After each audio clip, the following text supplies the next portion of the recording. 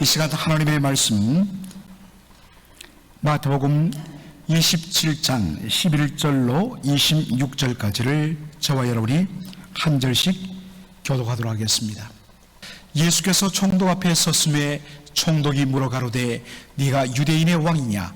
예수께서 대답하시되 내 말이 옳도다 하시고 대제사장들과 장로들에게 고소를 당하되 아무 대답도 아니하시는지라. 이에 빌라도가 저에게 이르되 저희가 너를 쳐서 얼마나 많은 것으로 증거하는지 듣지 못하느냐 하되 한마디도 대답지 아니하시니 총독이 심히 기이 여기더라. 명절을 당하면 총독이 무리의 소원대로 죄수 하나를 놓아주는 전례가 있더니 그때에 바라바라 하는 유명한 죄수가 있는데 저희가 모였을 때 빌라도가 물어 가로되 너희는 내가 누구를 너희에게 놓아주기를 원하느냐? 바라바냐? 그리스도라 하는 예수냐 하니 이는 제가 그들의 시기로 예수를 넘겨준 줄 알미르라. 총독이 재판 자리에 앉았을 때에 그 아내가 사람을 보내어 가로되 저 옳은 사람에게 아무 상관도 하지 마옵소서. 오늘 꿈에 내가 그 사람을 인하여 애를 많이 썼나이다 하더라. 대제사장들과 장로들이 무리를 권하여 바라바를 달라하게 하고 예수를 멸하자 하게 하였더니 총독이 대답하여 가로되 둘 중에 누구를 너희에게 놓아주기를 원하느냐? 가로되 바라바로소이다. 빌라도가 가로되 그러면 그리스도라 하는 예수를 내가 어떻게 하랴? 저희가 다 가로되 십자가에 못 박혀야 하겠나이다. 빌라도가 가로되 어찌 미뇨? 무슨 악한 일을 하였느냐? 저희가 더욱 소리질러 가로되 십자가에 못 박혀야 하겠나이다 하는지라.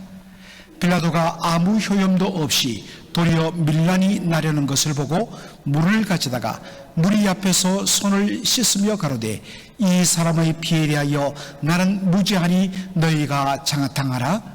백성이 다 대답하여 가로되 그 피를 우리와 우리 자손에게 돌릴지어다 하거늘 이에 바라바는 저희에 놓아주고 예수는 채찍질하고 십자가에 못 박히게 넘겨주니라. 아멘. 오늘 저는 이 본문을 중심으로 바라바냐 예수냐라는 제목으로 말씀을 전하고자 합니다.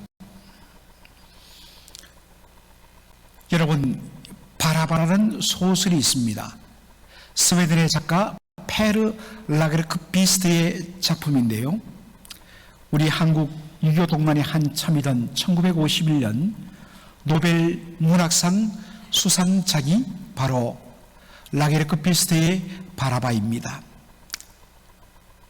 우리 한국말로는 61년도인가 손휘 선생에 의해서 번역된 작품입니다. 아마도 여러분들 학생 시절에 이 바라바라는 소설을 보신 분이 계실지도 모르겠습니다. 그리고 이 소설을 가지고 1962년에 영화화한 것이 바라바, 이 바라바 역할을 앤소니 퀸이 맡았습니다. 이 소설 그리고 영화에 그려진 바라바의 모습은 흉악한 산적으로 방화와 살인을 일삼던 흉악한 강도였습니다. 그러다가 체포되어서 십자가 처형을 앞두고 있었는데 바로 백성들의 소원에 의해서 예수 대신에 바라바가 방면됩니다. 극적으로 살아남은 바라바의 방황과 그리고 비참한 죽음을 그린 참 소설로서는 참 좋은 그러한 글입니다. 그런데 사실 이 소설은 어떤 의미에서 바라바에 대해서 가장 중요한 것을 놓치고 있다는 사실입니다. 오늘 본문에 보면 그 당시 전례에 따라서 그 당시에 매년마다 행해지는 하나의 풍습이랄까요? 바로 명절을 당하면 백성들의 요구에 의해서 죄수 하나를 사면하는 그러한 제도가 있었습니다. 바로 그때 수감된 유명한 죄수가 바라바였습니다. 그런데 이 똑같은 사건이 기록된 마가복음 15장 7절에는 바라바를 이렇게 묘사합니다. 밀란을 꾸미고 이 밀란에 살인하고 포박된 자 중에 바라바라 하는 자가 있는지라. 자, 여러분, 이 바라바가 어떤 일을 꾸몄다고요? 밀란입니다. 밀란이란 것은 바로 당시 여러분들 유대 지역을 이스라엘 땅을 지배하고 있던 식민 통치하고 있던 것이 어느 나라입니까? 로마입니다. 그러므로 밀란은 로마 제국에 대하여서 반역으로 일으키는 그러한 성격의 밀란인 것입니다. 이 밀란을 주도한 사람이 누구냐? 인서렉셔니스트, 바로 밀란 선동자라는 바라바입니다.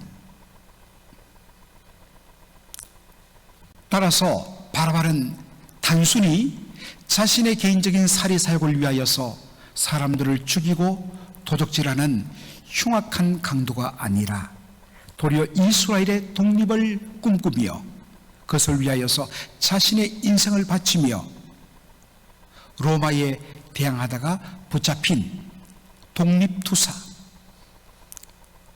유대인의 관점에서는 바로 독립투사요 영웅이었습니다. 그러므로 이 소설은 근본적인 바라바의 성격에 대해서 잘못 설정한 것입니다. 로마 총독 빌라도가 질문을 합니다. 17절에 보니까 저희가 모였을 때 빌라도가 물어가로되 너희는 내가 누구를 놓아주기를 원하느냐? 바라바냐? 그리스도라 하는 예수냐 하니. 여러분 잘 보시면 바라바냐 하는 말 뒤에 바로 풋노트를 가리키는, 각주를 가리키는 숫자 1이 붙어 있습니다. 여러분 성경에도 아마 그렇게 될 것입니다.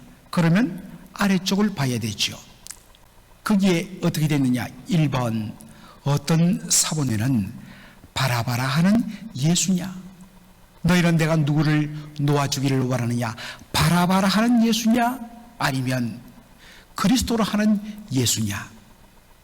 여러분, 이 사실을 통하여 우리는 무엇을 알 수가 있습니까? 바라바라 하는 예수, 원래 이 밀란을 선동하다가 잡힌 이 혁명가 독립투사의 원래 이름은 예수였다는 것입니다. 여러분, 우리는 예수란 이름은 하나밖에 없는 것으로 생각합니다. 그런데 여러분들 남미를 가보시거나 아니면 바로 우리 희생들이 많은 곳에 가서 보면 의외로 헤수스라는 이름을 가진 사람들이 많습니다. 헤수스. 여러분, 우리는 제이로 쓰지만 이 스페니쉬는 그것을 히읗 발음으로 그렇게 발음하죠. 헤수스. 그대로 보십시오. 헤수스. 우리로 발음하면 J-E-S-U-S. 예수입니다. 구원이란 이름을 가진 예수란 이름은 이 히스패닉 사회의 보편적인 이름입니다. 당시 유대 당시에도 예수란 이름, 여호수아, 호세아, 예수아, 이러한 구원이란 살베이션이라는 뜻을 가진 이름들이 굉장히 흔했습니다. 그래서 구별하기 위하여, 어제도 말씀드렸지만 마리아가 굉장히 많은데 그 마리아가 도대체 어느 출신의 마리아인가를 가리키기 위해서 그 앞에 동네 이름 붙인다 했습니다. 막달라 마리아. 막달라는 동네 출신의 마리아. 혹은 그 앞에 그 사람의 별명을 붙여서 이름을 쓰므로 그 사람을 구별했다는 것입니다. 바라바라 하는 예수, 원래 로마에 대하여 밀란을 일으키다가 잡힌 이 혁명가 내란 선동자의 이름은 예수였는데 그에게 붙여진 별명이 뭐냐? 바라바였다는 것입니다. 여러분, 우리가 보통 바라바 하는데 여러분 여기에는 이름의 뜻이 있습니다. 바라바란 것은 예수님 당시 2000년 전 팔레스타인과 시리아 지역의 공용어였다. 바로 아람어로 바는 아들이라는 뜻입니다. 그리고 아바 뭐죠?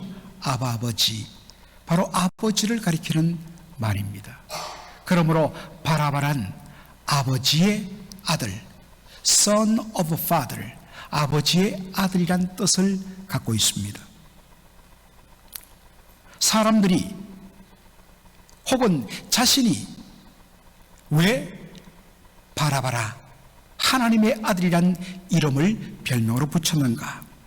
그것은 바라바 예수가 추구했던 삶 때문이었습니다. 그는 자신이야말로 이 땅에 하나님의 뜻을 행하도록 보냄받은, 하나님에 의해서 세움받은 하나님의 아들 메시아라고 스스로 생각했고, 사람들은 그를 그렇게 바라봤습니다. 하나님이 진정 원하는 것은 바로 이 로마의 식민 지배로부터 이스라엘이 독립하고 해방을 하는 것이다. 이것이 진정 이스라엘을 구원으로 이끄는 길이라고 생각했습니다. 그래서 로마에 대하여 무장 봉기를 일으켜 그리고 밀란을 획책하며 이 일을 주도했던 사람이 바라바였습니다. 빌라도는 묻습니다. 내가 누구를 놓아주기를 원하느냐? 바라바라 하는 예수냐, 아니면 그리스도로 하는 예수냐라고 묻습니다. 이때 백대제사장들과 백성의 장로들이 무리들을 선동합니다. 바라바를 놓아주고 그리스도로 하는 예수는 십자가에 못 박아 달게 하소서라고 외치라. 선동받은 백성들이 외칩니다. 예수를 십자가에 못 박았소서. 빌라도가 말합니다. 어째미냐? 왜 그러느냐? 그가 무슨 악한 일을 했느냐라고 질문합니다. 빌라도가 생각하기에 예수는 십자가에 못 박힐 만한 죄를 범한 일이 없다는 것입니다.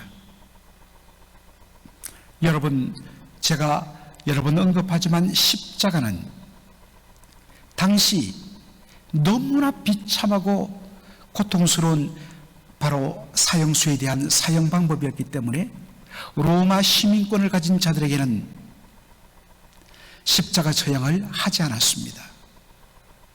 그리고 이 십자가 처형은 오직 누구에게만 제한됐느냐?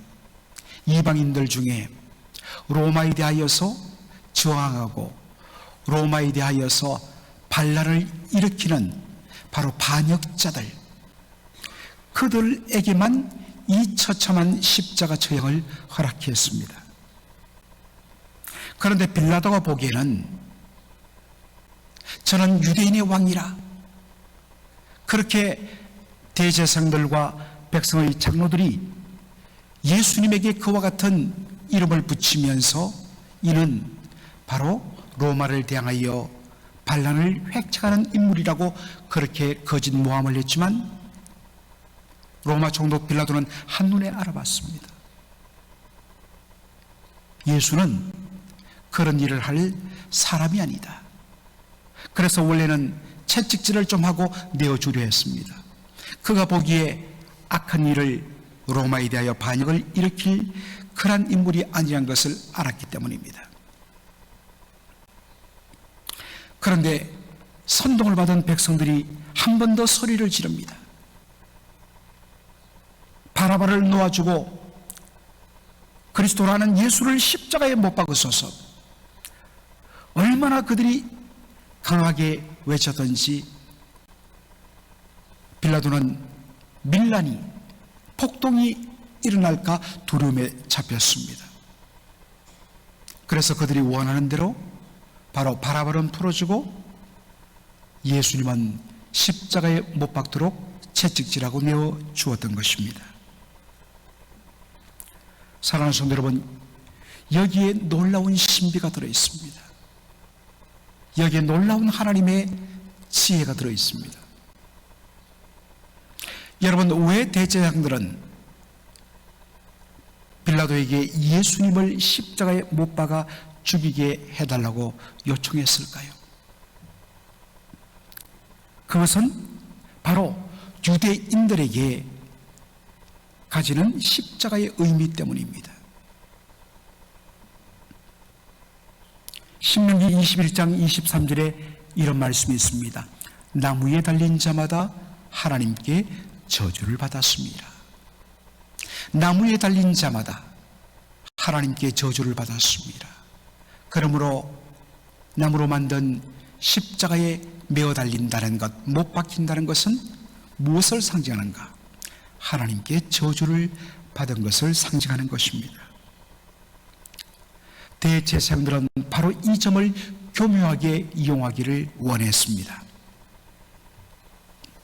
당시 다수의 백성들은 여전히 예수님은 하나님의 아들이라는 그러한 인식을 하였습니다.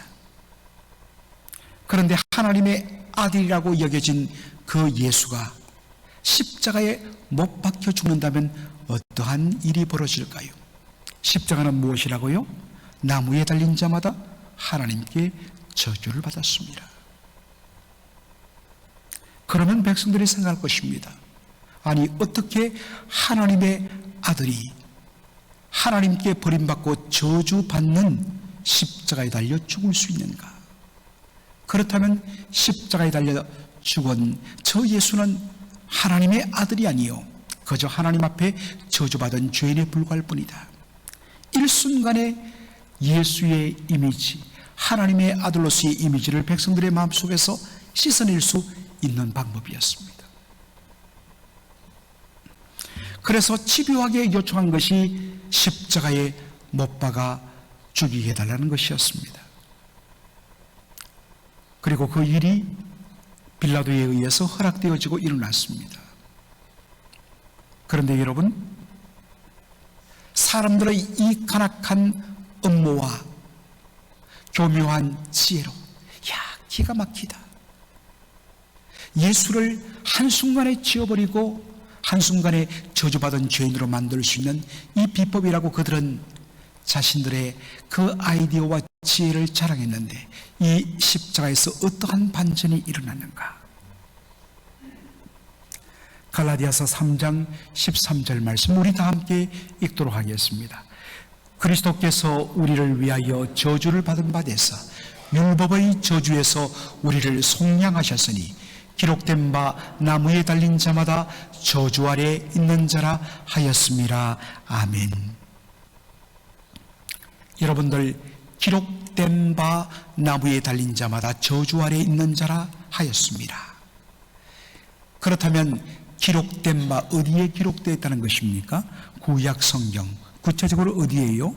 신명기 21장 23절에 나온 말씀, 나무에 달린 자마다 하나님의 저주 아래 있는 자라, 그렇게 말씀하시는데 바로 그 십자가에 누가 못 박혔다고요? 예수님이. 그렇다면 여러분, 십자가에 달린 예수는 저주받은 자입니다. 분명 저주받았습니다.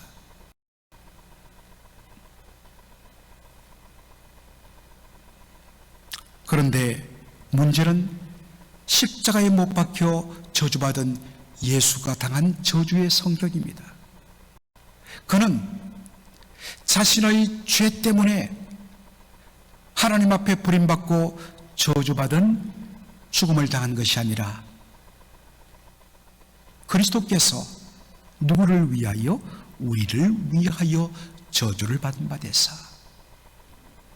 여기 우리는 누구입니까? 바로 저와 여러분을 가리키는 것입니다. 그리스도께서 분명 십자가는 하나님께 저주받은 것, 그런데 그 저주는 예수님 그분이 당하셔야 될 것이 아니라 바로 저와 여러분이 하나님께 받아야 할 저주인데, 예수님께서 우리를 위하여, 헬라어로 보면 위하여라는 이 말은 바로 저와 여러분 우리를 대신하여 저주를 받은 저주의 죽음이라는 것입니다. 그 결과로 우리를 율법의 저주에서 속량하셨다고 말씀합니다. 여러분, 율법의 저주가 무엇입니까? 사실은 정확하게 번역하면 율법의 저주보다 율법의 정죄, condemnation, 바로 죄에 대한 심판입니다. 죄의 삭은 사망이라. 죄를 범하면 절대적으로 의로우신 하나님 앞에 죽음의 심판을 받아야 한다는 것입니다. 그런데 이것 앞에서 자유로운 인생이 없습니다. 모든 사람이 죄를 범하였음에 하나님 앞에 설 수 없었더라. 하나님의 영광에 이르지 못했더라. 로마서 3장 23절의 말씀입니다.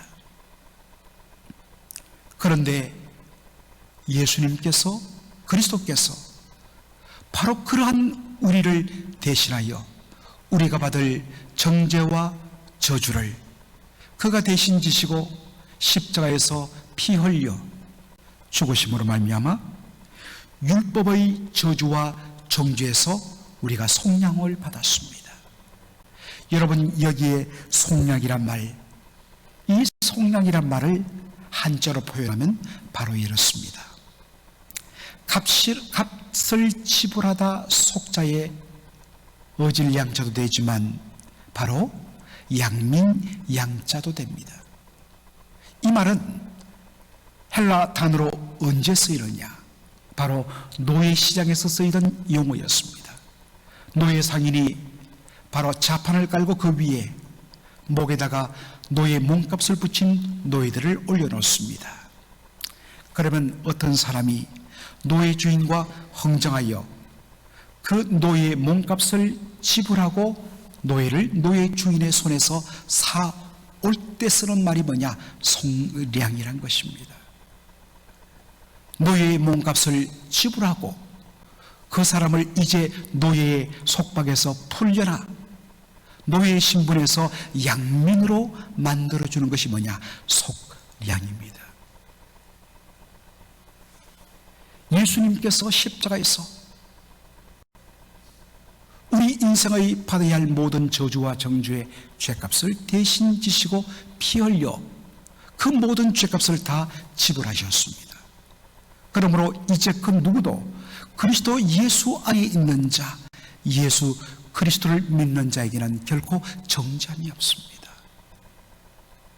예수님이 이미 단번에 영원한 속죄를, 죄의 값을 지불하셨기 때문에 누구든지 그리스도 예수 안에 있는 자는 속량함을 받습니다.